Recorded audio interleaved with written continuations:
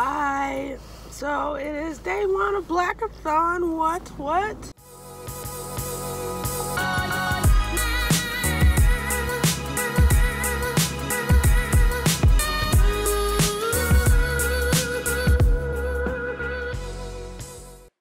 I might go home, hope the dog hasn't torn up my house, make me a drink, and watch some Drag Race, and then read a novella, and that'll be a fabulous way to start off a Blackathon, I feel like. I've had 3 wins and 1 bottom. At this point in competition, I think that, Manila and Trinity are 2 people who have been doing... Hi! This is day 2 of Blackathon. I have been reading Black Leopard, Red Wolf, and I have feelings. A lot of feelings. I'm on my lunch break at the moment.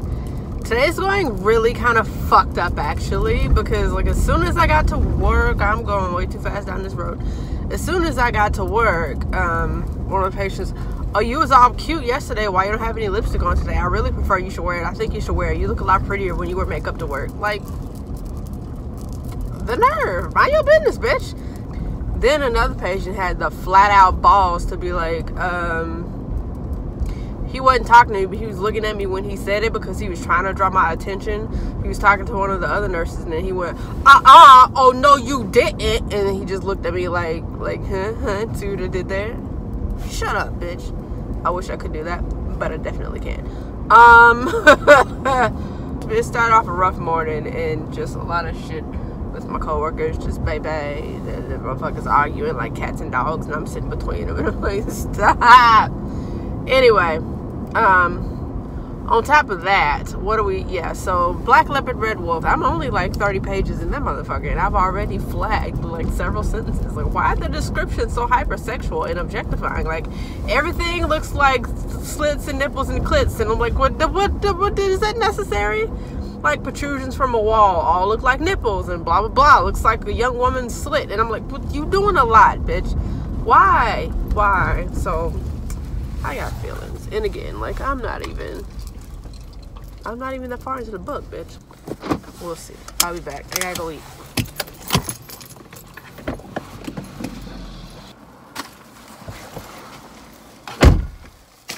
Jesus, I left my meds in the car. But anyway, what was I talking about? Oh yeah, everything looked like nibbles and slits and clits and shit. And I was like, and I shit you not, I wish I was exaggerating. At one point, you open the book, that 2-page spread right there, there were 3 descriptions, like 1 on this page and 2 right here. Like, it was, you can't think of how nothing else looks. Everything gotta look like titties. Come on, dog. Get your shit together. Only 30 pages in, there are like 72 different things that all look like titties. Like, stop it. Okay, I'm being real extra. I'm sorry, but that shit annoyed the fuck out of me, yo. But there's also some weird things, like the way he handled gender labels and identity, and there's also like genital mutilation mentioned. It's only been mentioned vaguely, but I have a feeling since it's based in African culture, the world is based in African culture, that it will be it might be a recurring theme, because so far, if the book continues on the vein it's continuing on, then there's a lot of mistreatment, oppression. It's just like, I don't like the way he handled gender roles. But then again, like I said, it's fantasy world, that's set in Africa, so that could also just me being testy and me looking at things with like an American lens on an African culture. But then again, the author's not African either, but I'm just saying. So I'm waiting to see how it goes, but for right now, like, the mistreatment of women in this book, unless it's like corrected soon, it's gonna be like a widespread thing, because it keeps popping up a lot. Why I sometimes don't like to read books by male authors, because there's a lot of that fuckery going on. Like, you can't think of the way nothing look. Like, I know, let's not feed into like the stereotype that men only think of sex. Like, you can't think of nothing else that this looks like. It just looks like a titty. I guess. Oh. Hi, so my day is over, and Holy fudging shit balls. Like, I really don't know what to think about this book. So I am on a red light, so I can do this. I'm on page 32. Oh, green light. And I still really just don't know how to take it. Like, this is a dense read, plus I was trying to read at work, so I really didn't get much done. But I don't know. It's just, it's a lot. Father God, it's a lot. So there is more talk of mutilation, which of course is a thing in Africa, in several countries over there, I believe, with male and female mutilation, with female mutilation being the, I believe, the more concerning of the two, depending. Yeah, there are male circumcision ceremonies, because I had to look it up for the book because of some shit I read. There are male circumcision ceremonies, but it's like a rite of passage, and for the most part, in some places, it is voluntary. But if you don't go through with it, then you're like forever branded a coward, because you go through it like as a ceremony to, you know, be viewed as a to be realized as a man as opposed to a boy. So these are like 18, 19-year-olds that are being circumcised publicly in front of their whole tribe, and sometimes outsiders, and no anesthesia, and they're just like out in the open, and there is a surgeon with a scalpel, and they shouldn't flinch or show emotion or fear or just anything. But, you know, obviously that's not the case with female mutilation, and I, as a child, always strayed away from those stories because they horrified me. But I'm going to look more into it just because I'm curious, and just in case it comes up in this book, which I have a feeling it will. And this one, so right now where it stands with this book, the author, the narrative is told, I guess, from this, well, I'm presuming he's the Black Leopard, the tracker, right? It's from the tracker's point of view, and it's very like quote the name of the wind in the beginning, because it's like, all right, I'm gonna tell you this story, but instead of it being he's ever so calmly and regally talking to a scribe or, you know, a storyteller or whatever, he is in some kind of cell where he's talking, you know, bragging about how he killed cellmates who tried to kill him first, and so on and so forth. And he's talking to his interrogator, and the interrogator is somebody he called a fetish priest, okay? And the fetish priest is somebody who he busted out for, like, being a pervert, more or less, and just saying shit like, you know, now you like to fuck anything with a hole in it, and then you go home and think about it and jack off about fucking a tree, or some such crazy, ridiculous bullshit. It was like, the way he said it was something like to screw anything, fuck anything with a hole in it, and once you spent all over whatever it was that you, whoever it was, you go home and think about having done such and jack off in a tree. It's kind of fucking very ridiculous. Jack off by fucking a hole in a tree, more or less. Anyway, that's way too much time spent talking about that shit. But Jesus, lost my train of thought. But yeah, so he's talking to this fetish priest, and he's basically saying shit like, but yo, like, pervert, quit looking at my eye like that. Like, you can't have none of this. It's really weird. And then he goes on to tell the guy, like, these are the things, let me tell you a story. And these stories are seemingly unlinked at this point, except to say, like, look how fucking badass I am.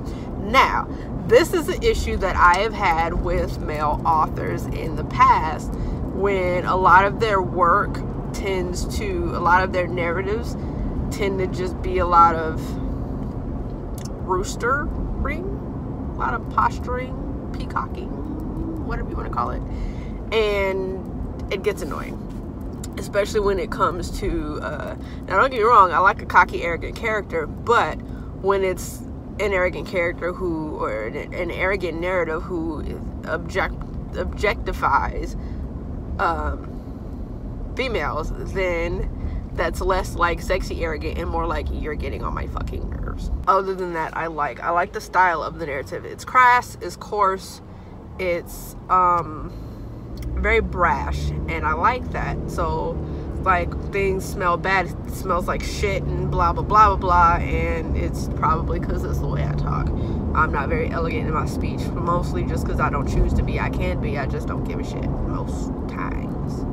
But I don't know, but like the next page is chapter 3, and hopefully that's starting to tell of a story. But at the current part that I'm in, he's like on this journey to manhood. He's spending more time in this story than he has in the other 2 or 3 that he told.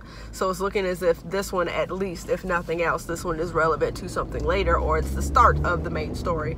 But again, it's like hypersexualizing in this journey to like become a man, like that he's focused on circumcision. Once again, I looked up, and that is a thing with manhood ceremonies in a lot of African cultures. But again, like I said, it's the way he does it, and from this person's narrative, it's just like everything. Like at one point when he's trying to explain to them that he is a man, they're like, no, you're still circumcised. But he doesn't say it as you're still circumcised or uncut. They say it like the woman is still at the tip of your dick.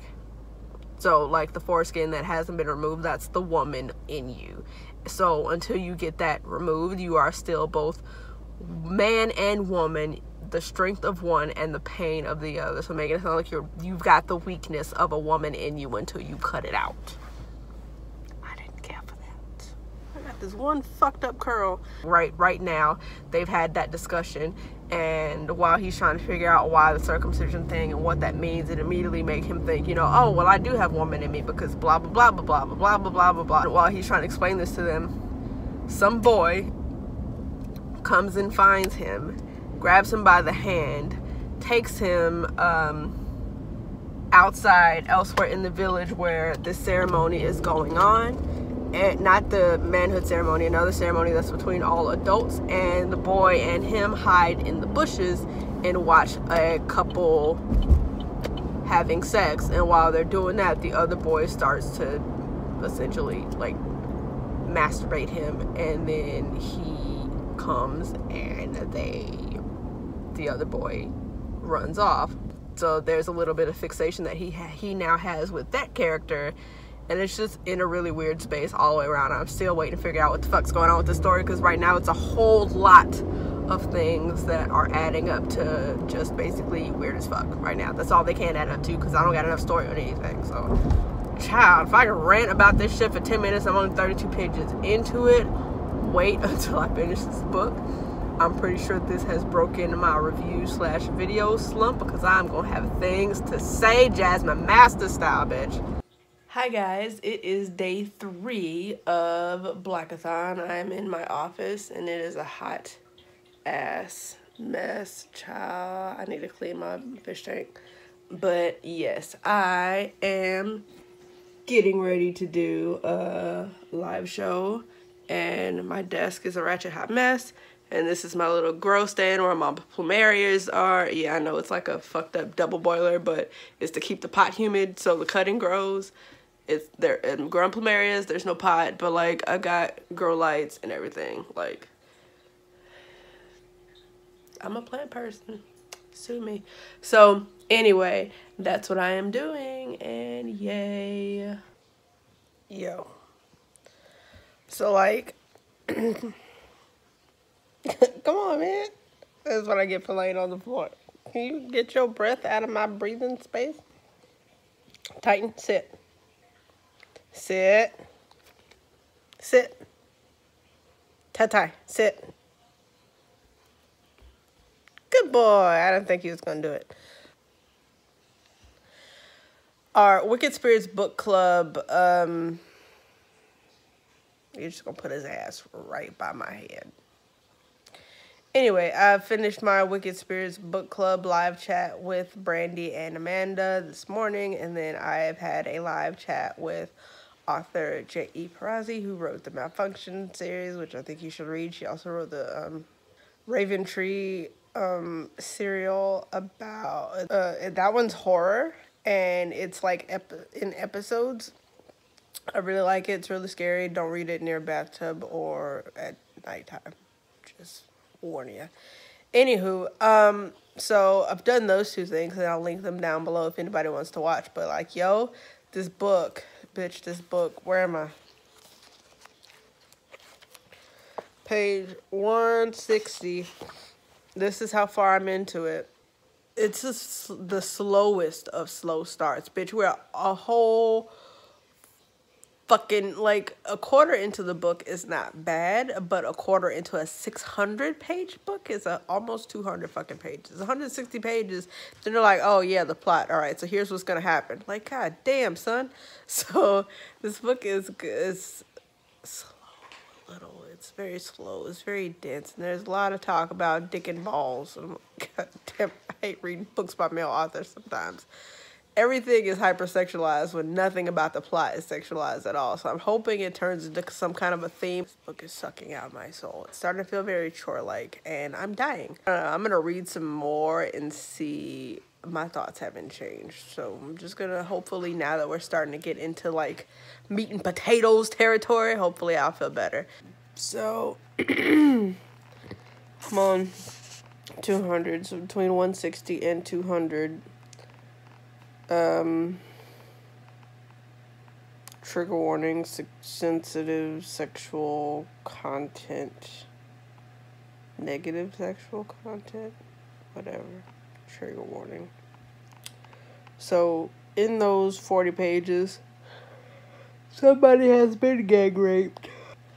Somebody has mentioned, animal rape. Somebody else was caught raping a child. It's only 40 pages. This is the kind of shit that I'm talking about. It's just a lot of that kind of fuckery. And then, so like every time someone's talking to the main character, he just always got to reference sex, but not, it's almost, it's like never in a positive fashion. Ever. Which is probably why it's bugging me, because for God's sakes, I read smut. But it's just like, I don't know. Okay, so it's 10:45, and I have made it to part 3, which is, now I'm on page 247, which is still only 35% done with this big-ass book. So, that's where I am. We finally got into, like, a little bit more of the fantasy world, where it wasn't just these intermittent random characters that are mentioned vaguely with no backstories. I mean, we had fantasy characters, but not really a fantasy world, so if that makes any sense. It just seemed like random tiny little fantasy tidbits, and now we're finally getting into some more of the actual magic. Kinda. My only complaint with that at this point would be that all of the mythical creatures sound the same. Like, he gave them this weird, like, changed up cadence when they talk, some of them. But it's like it's all of them, and they all talk the same, no matter what kind of creature it is. So I'm like, well, then why'd you even bother to make it? What? I don't know. I think I'm just being nitpicky at this point, but this is a really heavy read, yo. Hi guys, it is Sunday morning, and I woke up freezing my lady testicles off because the power went out, because it's just a little bit of snow, and everybody freaked the fuck out. Shit stopped working. Like, it's barely snow on the ground, and it's barely snowing, but power went out, and I woke up just in time to hear the microwave beep indicating the power came back on. So now I'm up on my day off for no damn reason. I don't think I am going to try right this minute to read more Black Leopard, Red Wolf, because that book is really just fucking dark, so I might skip it today and read something else.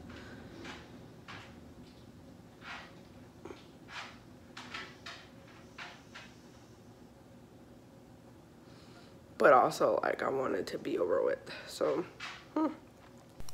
Yo.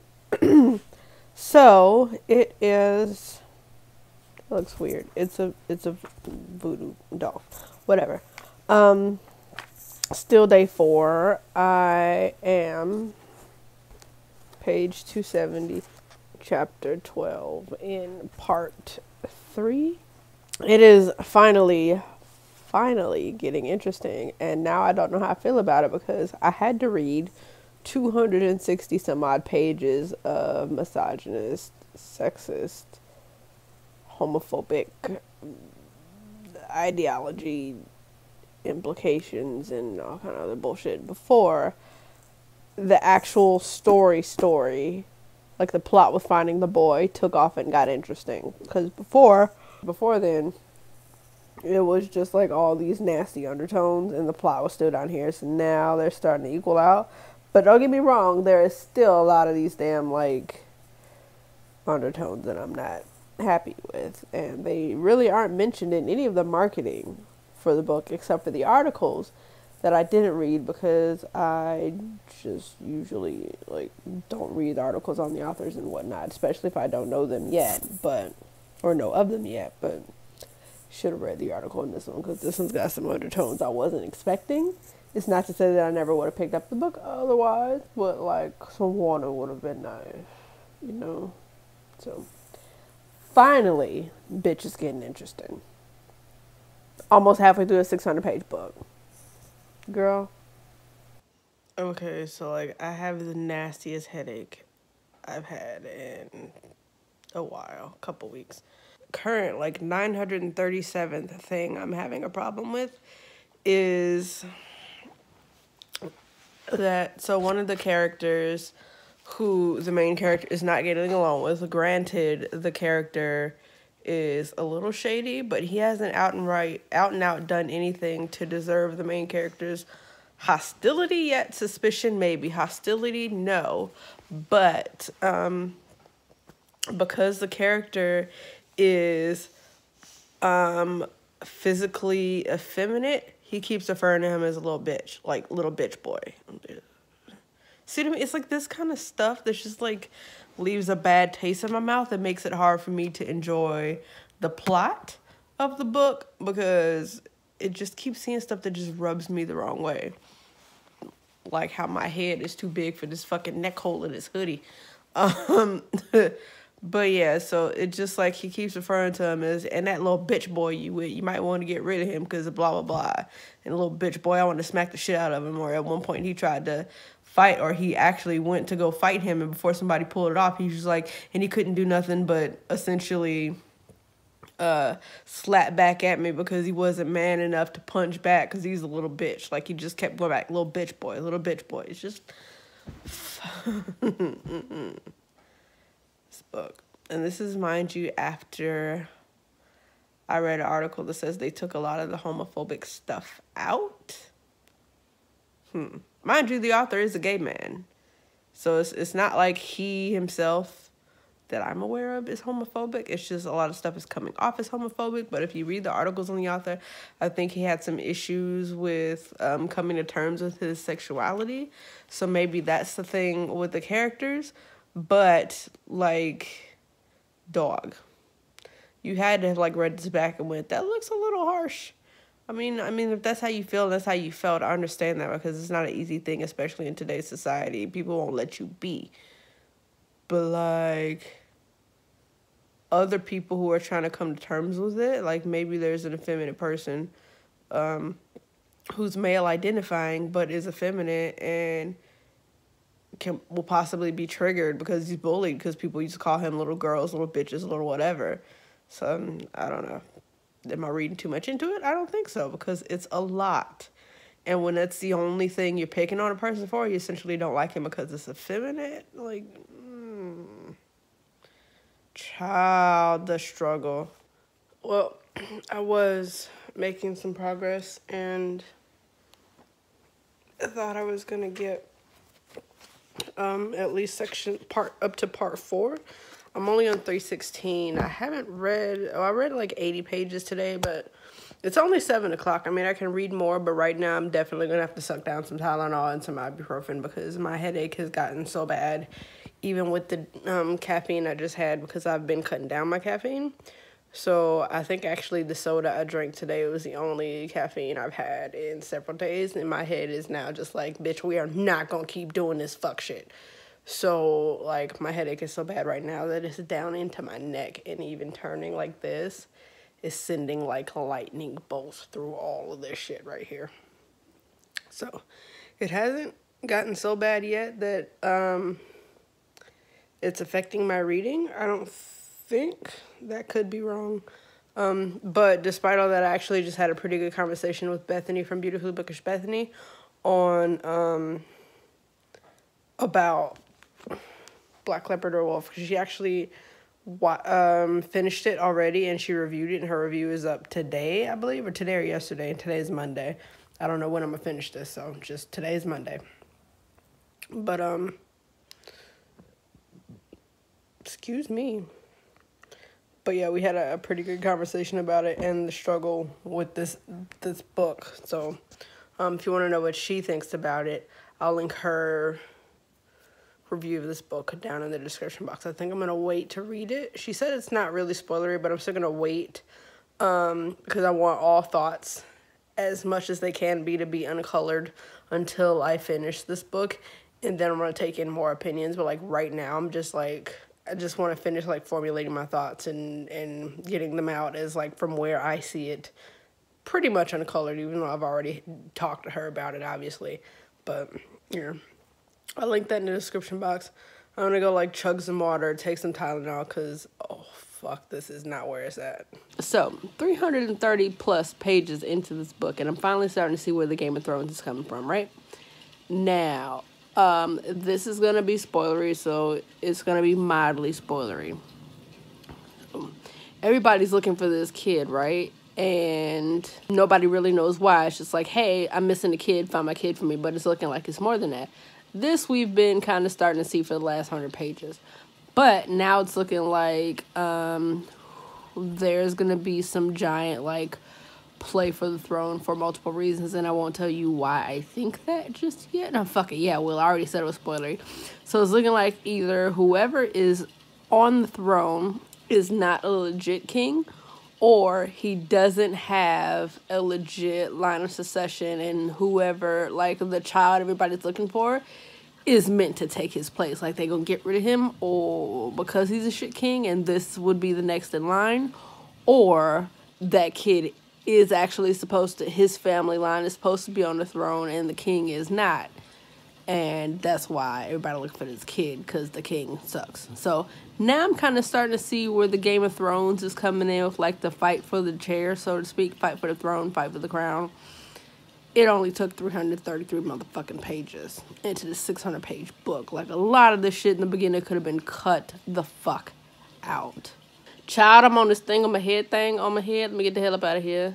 It's 10:40. A bitch gotta work tomorrow, so I'm going to read some more. And there hasn't been anything really dark in like 20, 30 pages. I'm a little shocked. So we'll see what happens. I'm going to read a little bit more and go to bed and catch up with y'all likely tomorrow after work. So the foolery, and I'm not just talking about my hair.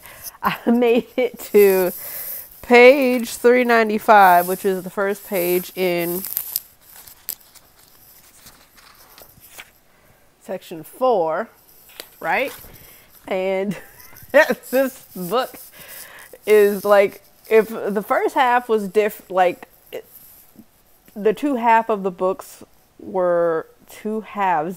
book were separate, then I am so much more a fan of the second half than the first half, because a lot of the constant just like nasty, depressing, awful, sexist, was still a little sexist, but just the horrible, awful, like, objectifying shit, and just the really, really just somewhat sexually horrifying, like, violence is not mentioned like it is in the first half of the book. And, child, like, now we really, really getting into the intrigue. There was this big reveal, and everybody knew what wasn't like a huge reveal, but there was this reveal, and like literally, I'm like, how did you not see that coming? Like, I figured that out forever ago, like back in the library. Like, dog, you kind of slow. But then on top of that, so while they have this thing where they like tell a story within a story sometimes, because the whole thing is it's like the main character tracker telling a story like quote style. So he's telling a story, and sometimes he tells a story within the story, and in that story, somebody's telling, like, a myth or whatever the hell. Like, sometimes it gets a little Inception-y with all the shit within the shit within the shit. I think that's not how you're supposed to say that. Whatever. Anyway, I'm dying because in this one section, there's this character, and because they needed to hide the character's, hide the fact that the character was not in fact a eunuch, they were like teaching the man how to tuck. I fucking hollered. I don't know why that was so funny to me, but that was kind of fucking hilarious. But yeah, so I am finally getting to where I'm like really enjoying the story. I'm gonna go forward into it because it's only 7:18. I'm on 395, section 4. Yeah, there's no way in fuck I'm finishing section 4 tonight. I'm gonna start it and see where we get though. I'm gonna definitely finish this book by the end of the week. I thought I was gonna have it finished by tomorrow. Yeah, probably not. I'm in the 400s finally. I still gotta get to 620, Jesus. But yeah, so now again we're traveling, but now is where in the book we are starting to see truly different worlds. Because before they were not really much different, except for like clothing would be different and the rules about like hunting or what they thought about homosexuality or what they thought about women, but like the setting wouldn't be really different. So now we're in another area that they've traveled to, and this is the first time that the setting is really different from what I see right now. It's more steampunky, not even steampunk. It's just like one of those realms that's more science than magic. So they get to this place and there are, you know, things moving, transporting them. There are things transporting them with cogs and wheels, and they didn't just keep riding the buffalo. I mean, so even though I haven't seen much into it already, that's the most difference I've seen in a setting. And I will say one thing about this book too is that there's not a lot of description of settings. It would say thing like if they're going to a particular house, like it looked like there was a house on top of a house on top of a house on top of a tower on top of this and blah blah blah, to show that that particular area was big. But it's really hard to tell if any area is forest or if the sand is golden or red or clay, or none of that stuff is really described much. And if it is, it's overshadowed by other stuff because everything else gets described so much as far as like actions and stuff people have gone through, that the actual setting is not described much. So and that's why if anybody's following my ridiculous reaction thread on Twitter when I said it made it very obvious when they introduced the person who I'm pretty sure is going to be a love interest, is because Tracker very rarely notices, or at least he doesn't cognitively think about where we can read it in the narrative. Descriptions of people past, you know, the initial, what they're wearing, oh, he looks like a bitch. But he was describing this other person and the way they moved and flowed, and it looked like poetry, and the color of his skin and the color of his beard and blah, blah, blah. I'm like, you like him, you like him. But yeah, so it's interesting because unless something is fantastical, for instance, in the beginning, there's this place where the trees like grew sideways and you jump from tree to tree to tree, and like you would be walking, all of a sudden you'd be on the ceiling and not the floor or whatever. You wouldn't be able to tell which way is up, which way is down. Like those things are described, but there aren't very many descriptions for like just the setting in general, unless it's something crazy, which is kind of a bummer because like there'll be some things like if we go into a rich person's house, you know, there are rugs on the floor, Eastern rugs, blah blah blah. There are like no colors, no descriptions of patterns and anything that may have significance. Say the difference in the rugs in the place he started, like was it Ku, and the difference in rugs in like Gangatam, I think is what it's called, or the places that they went. It's just everybody has rugs on the floor, and there's not really like, I don't need you to tell me the color of each and every damn rug in the place, but like little cultural details like that further lend to the difference in setting. Like it doesn't necessarily have to be the rugs, it could be the style of the buildings. Instead, like the most we get was this one random house he saw, and it was built out of dried cow shit, not cat shit. Oh, that would be awful. Not that cow shit smells any better, but stuff like that. Like it wouldn't be like everybody's is made out of this, and like the rich people's houses have like made brick or mortar or wood or whatever the house is made out of. It just like he'll just be looking at the one they're going to, and it's like, oh, this is a small house and it's made out of dried manure and sticks and branches and blah blah whatever the fuck. So I don't really have a good visual for this world, and I think that's one of the reasons I'm having a hard time sinking into the book. I still feel very disconnected from the setting. And it's not that the setting is bad, it's just not very descriptive. More is on the people and what they're doing. It's not even like what the people look like. Like, can't tell if any of these, only like the one, like the big bad guy who's super dark skinned and has red hair. That's it. Like, none of the traveling companions, except for the one that I think he's developing a crush on, I can't tell you what none of these motherfuckers look like. But he will give a description of some other stuff, like to death. Like, he'll repeat the phrase, like, no one loves no one, over and over and over and over, and he'll think it constantly. But maybe it's just because of the kind of character that he made. Like, the guy thinks with his nose and not, like, he's a tracker. He follows his nose, so maybe he's not really focused on the way things look. But if that's the case, then why not, you know, the air here smells like, you know, blah, blah, blah, cakes and so rice and lentil and blah, blah, because that's what's cooked more in this place. And this area smells more like these other spices that they eat. Like, none of that stuff is mentioned unless it's, like, a direct thing. Like, I smell, like, he describes over and over again, like, if he has to smell something to find someone, they give him, like, the robes he's wearing underneath, and he always says it smells like fucking, like, their shit and sweat and semen. Like, he repeats that kind of stuff, but it feels like there's no real thought put into, like, that portion of the setting for someone who's supposed to, you know, use their nose so much and be so famous for knowing things by scent and never forgetting a scent. He doesn't seem to pay much attention to him unless somebody waves some dirty jaws on his face and goes, here, find this person, like he's a damn bloodhound. He doesn't mention if any of the oils people use, like the butters or the food they might eat or have spilled, any of that stuff that could lend to the description of the person. It's always semen, sweat, and shit. Always. And that's what I mean by, like, the descriptions are, like, hypersexual and not really in a good way. That's not a good visual. Like, somebody's jaw smell like semen and shit. Like, ugh. Child. Anyway. Let me go back to this book. I'm doing the full right now. Hi. I don't know why my one section of hair been doing the full. Anyway, just got off of work. What I'm going to do is probably, get my plant over there. Probably listen to On the Come Up while I clean my kitchen, which is basically storage right now because I have not been cooking.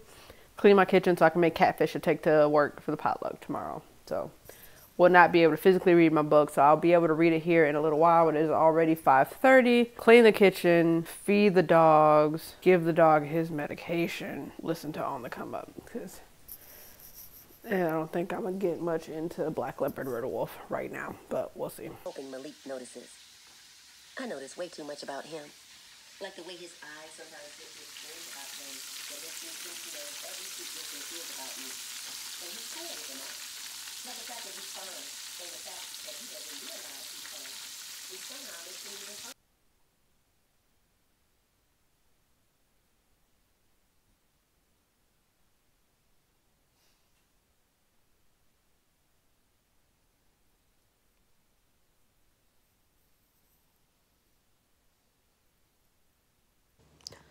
I am on day 7 of reading this book, and at this point, I'm just resentful that it's taken up so much of my fucking time.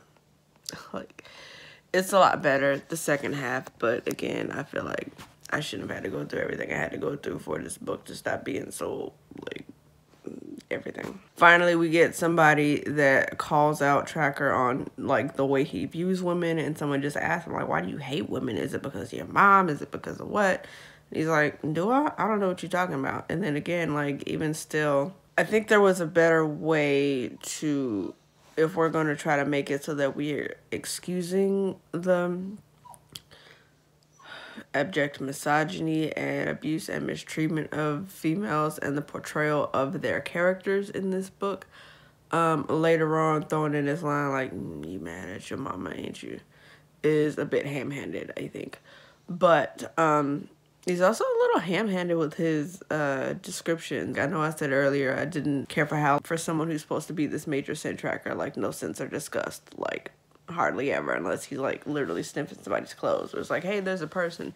He doesn't make a note to like take in the scents and smells of like the bazaar and the common areas in the town and blah blah blah blah blah. He's just like, yeah, no, that's it. Guess I suppose I could just use a little more description, child. But yeah, like I said, we're getting away from all of the angry negative stuff, and it's more of an enjoyable read, but also like his descriptions are still very dense. Bruh take a long time to say literally any fucking thing. It's kind of like a complaint some people have about Nevernight when they say, you know, they after a while it just, you could have just said she went over there, not like she did it about blah. I don't even fucking know. It's just he takes a long time to say anything. Or like the passive narrative is just like, he went here, he went there, he looked at this, he went there, he went there, he went there. But then when they talk, they take so long to get to the fucking point, and they kind of perseverate. And then it's not even perseverating. They talk around the issue actually for quite a while. And then even the characters are like, make it plain. What are you saying? Like, chop chop, bitch. I have 40 pages left. I swear it's a fucking chore. Like, look at this shit, yo. So, like, as soon as I picked it up, I had 70 pages left early, now I have 40, my bad. As soon as I picked it up, like, oh, look, another mention of sexual assault. And then again, with the fucking imagery, here's this one. He's walking with someone in the forest, and the person disappeared, and he said, I turned around only to see 2 gray legs spread wide, and before I could see between them, something white and wet shot into my face. I'm so sick of this shit. So, just read this scene in the book where a character is like, here, take this cloth. It's his favorite piece of something. I don't know. Smell it and, you know, find this person for me. After he takes a big whiff, they're like, surprise, those are my dirty drawers. Got him.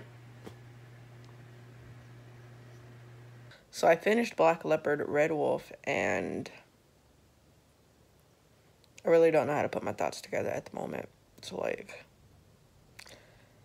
there was this chunk in, like, the last quarter of the book where it was getting interesting, but I would say the very last quarter of that section, it went back to just being weird, and the story got disjointed, and it was like the ending kind of didn't fit. The pacing just took off, but it wasn't the climax of the story, or it didn't come off that way, so it was just really weird, and I'm still kind of trying to process it. I really don't know if I liked the book or fucking hated it, to be honest. So in that last little piece of the book, we go back to kind of how it was in the beginning, where we're just getting like summaries or recaps of how everything wrapped up.